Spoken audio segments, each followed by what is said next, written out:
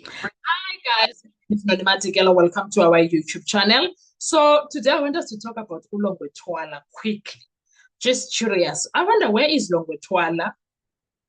Where is Longwe Twala? Because now you don't hear anything about him, and his dad is here also. Because Tata K was always someone spoke to him and said, "Sir, it's not like you are involved in that situation. No one is talking about you."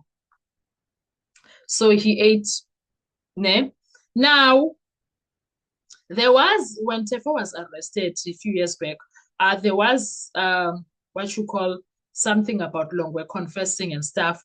And then there was someone who was fighting that behind the scenes, and it was very shocking to say the least, because there is a fight that came because of that. Someone who fought all of that and did this and that. As a result, we end up not believing ukuthi Ulongwe actually did the confession or not. But I saw that letter, that confession, Tontoni, and when I read it, I was like, I know Jeffo's English. This one is the one is top notch. Me and Jeffo, we went to yeah, do you understand? We went to okay, I went to rural areas high school. I don't know whether uye ekasi or emakaya utefo, but we don't speak that English. We try. Whoa, we try, guys. But I knew that it's not Stefo's English, that one. It's English that they paid heavy money for. Uyabo? Labantwana bafunde kuma private or to back in the day, ukoma multiracial, ngoja babese it was for a few blacks. Yeah, I even said I would believe that it was Longo who was writing there. I would believe it was Longo who was writing there.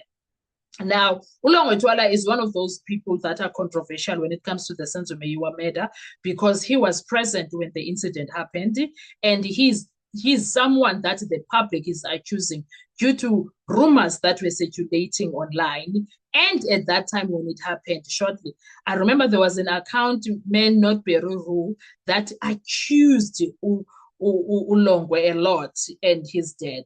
But now there is this 12, it's 12 years of silence from him. And imagine if that confession was true.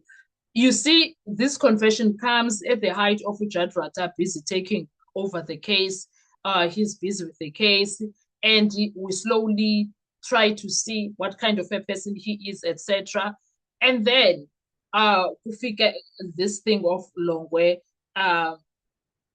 has confessed, and we are sitting and waiting as South Africans. What did he say in his confession? And his confession still says what who's this man? Advocate Malisela was saying, for Malisela was saying that it was Kelly Kumalo who shot and killed Senzo Meyiwa by mistake. It was accidental, but now I don't know what they are hiding. Tefoke has made so many allegations about the so-called firearm that killed and shot and killed Senzo. So I don't know when it comes to that. But now, here's the problem. Longwe has remained silent for almost, or for 12 years, almost 13 years, right? 12 years, Gesan. There is no court appearance. The state did not call Longwe, no cross-examination, nothing. So we are asking brutal questions. If Longwe truly knows what happened to Senzo, why has he remained silent for this long without coming with the truth? That is the question that is always hanging over this case. Now, his silence, number one, his silence is not neutral, in my understanding. His silence is very complicated. A person has every constitutional right to be silent, right? Nobody can force you or anyone to incriminate themselves. But morally, publicly, practically, silence creates suspicion. And the longer the silence continues, the bigger the suspicion becomes, because why are you quiet, but you know exactly what happened when you were inside there? Do you understand? because Senzo was murdered in a house filled with people, people who knew each other, people who survived, people who have lived their lives for over a decade while Senzo remained in the grave. And if Longwe possessed crucial information and deliberately kept quiet for years, um, now we are left as South Africans asking one thing: why? Why is Longwe quiet? Is he afraid? If he is afraid, why is he afraid? Who threatened him? Who protected him? What benefit did he receive from remaining silent? Why should we believe anything that comes of him after 12 years of silence? Now, those questions are very unavoidable, but I'm very curious. I'm one of those people that are curious about it. Shame, I do not want to lie. Now, the biggest problem is also the timing. Timing, it destroys credibility. Imagine this: you remain silent for 12 years, you watch multiple people being arrested, you watch years of court proceedings, you watch witnesses testify, you watch police investigations, you watch millions spent, you watch families suffer, and then suddenly you want to speak and you expect a judge to take you serious after that. Why now? What changed? Who approached you? Did someone coach you? Who influenced you? Did you read the media reports? Did you tailor your story after listening to years of evidence? These are the questions that people will have if, let's say, Ulongo decides, you know what, I'm done, I want to speak. Do you see the difficulty that these guys that were inside the house have put themselves in? As much as we want the truth, we will still have questions, guys, the moment they start opening their mouths. We will still have questions because a late confession is automatically viewed as or with caution. It's a very serious caution that you take because we are like, you were here. You were here, you were here, you were here. Also, when it comes to the confession itself, it would need to be tested. Many people think that a confession equals guilt. Wrong, Kesana. In law, confession does not end a case. It starts another investigation. Now, the court would immediately test everything, every word, every detail, every timeline, every movement, every phone call, contradictions. Now, Longe would have to answer if now the so-called confession of his receives attention. That is what will happen. Who opened the door? Who moved first? Who screamed? Who switched lights on or off? Which direction was the shot coming from? All of those things will be asked, guys. Who called emergency services? If not, why were they not called? Who cleaned everything? Why was it cleaned? Who said clean? Who came up with that? Why did they call your father? Why did Kelly Kumalo call your father? Like, what happened? What made Kelly Kumalo to call your father? Who spoke first? Who remained silent? And most importantly, can independent evidence confirm these details as Osanaso? So do you see the struggle that this case Kasenzo is? Do you see the struggle the Senzo Meyiwa case is? Because if evidence also cannot support the confession may collapse, people claiming whatever. Do you see the problems that we are having when it comes to the Senzo Meyiwa case?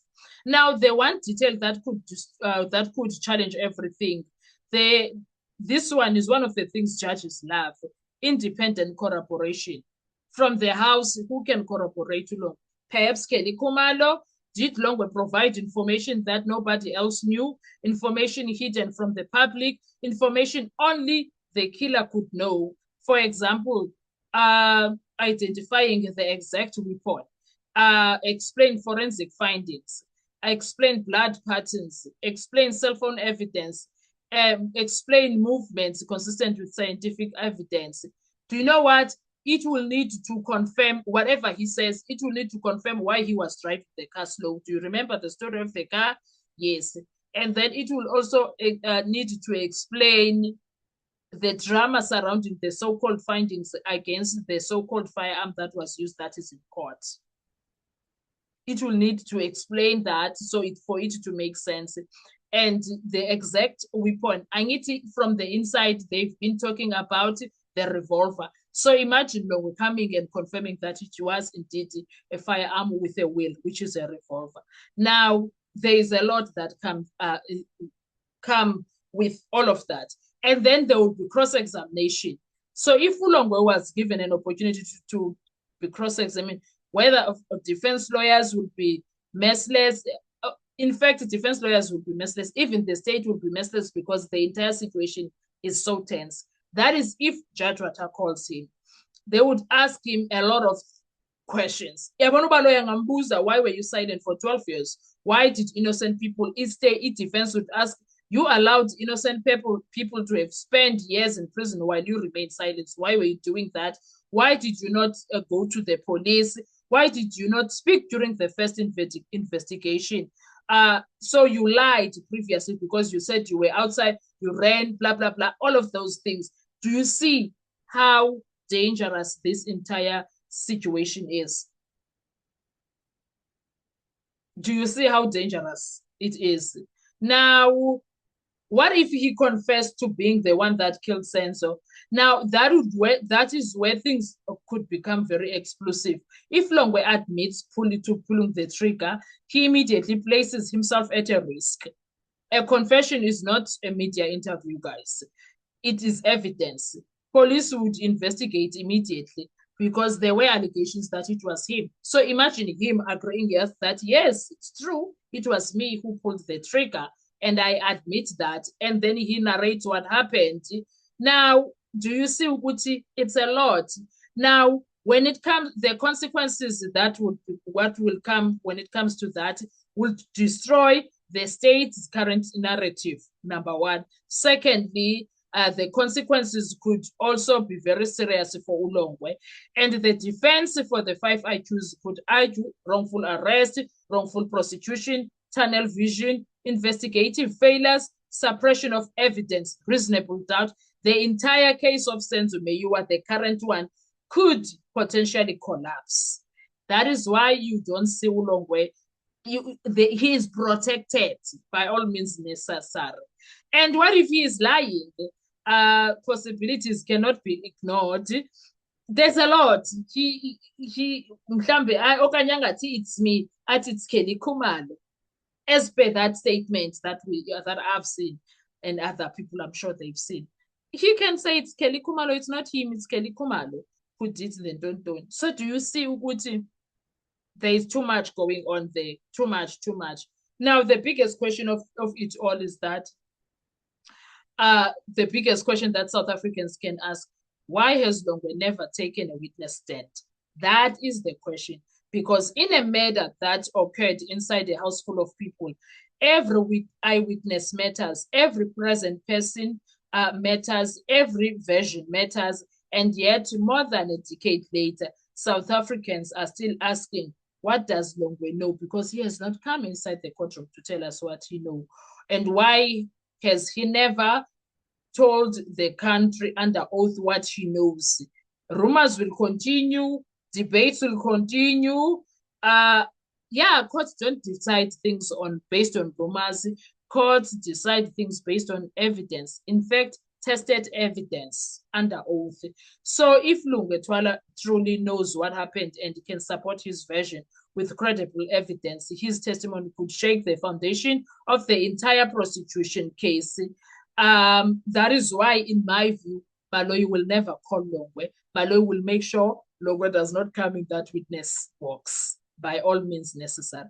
What are your thoughts when it comes to this? Let's talk in the comment section. Thank you so much. I'll see you on our next video. Bye-bye.